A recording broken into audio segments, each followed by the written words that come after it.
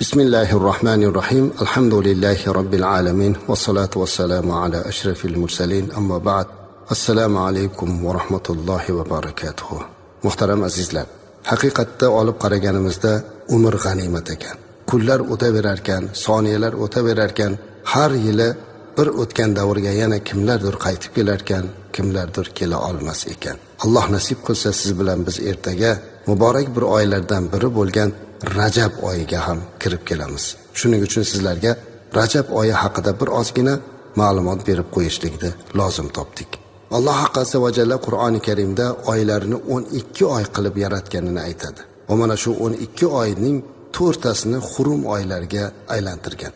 Xurum degani urushish harom qilgan, vayronkorlik yoki boshqa yomon ishlarni qilishlik harom qilingan oylar turkumiga kiradi. Mana shu 4 ta Xurum oylardan bittasi bu Rajab oyidir. Payg'ambarimiz alayhisolatu vasallam ham bu haqida quyidagi hadisni aytadilar.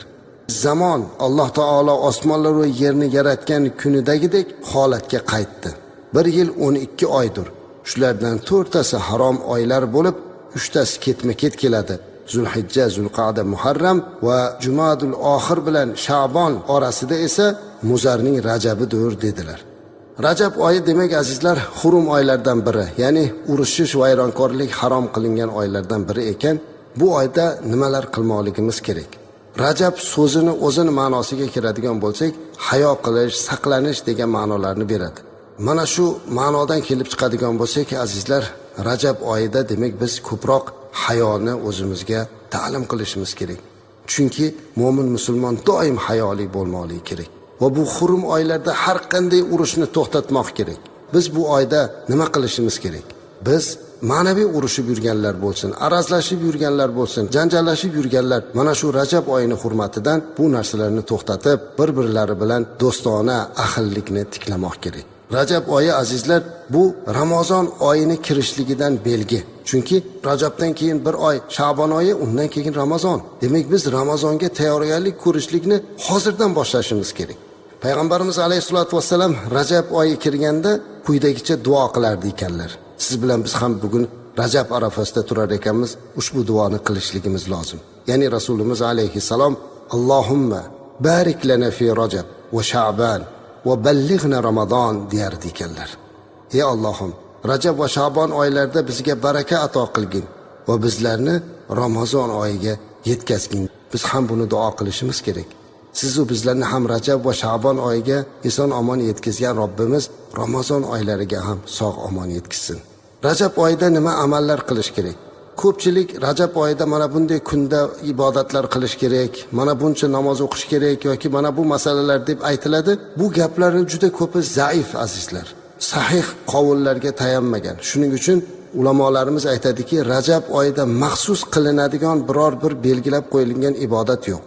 Lekin Rajab oyida payg'ambarimiz alayhisalom ko'p nafl roza tutganlar. Sahobalar aytadilarki, payg'ambarimiz alayhisalom Rajab oyida roza tutganini ko'rib, u zot qaytib og'zini ochmasalar kerak deb o'ylar edik. Lekin og'zini ochib yurganini ko'rib, bu zot qaytib roza tutmasalar kerak deb o'ylardik degan ekanlar.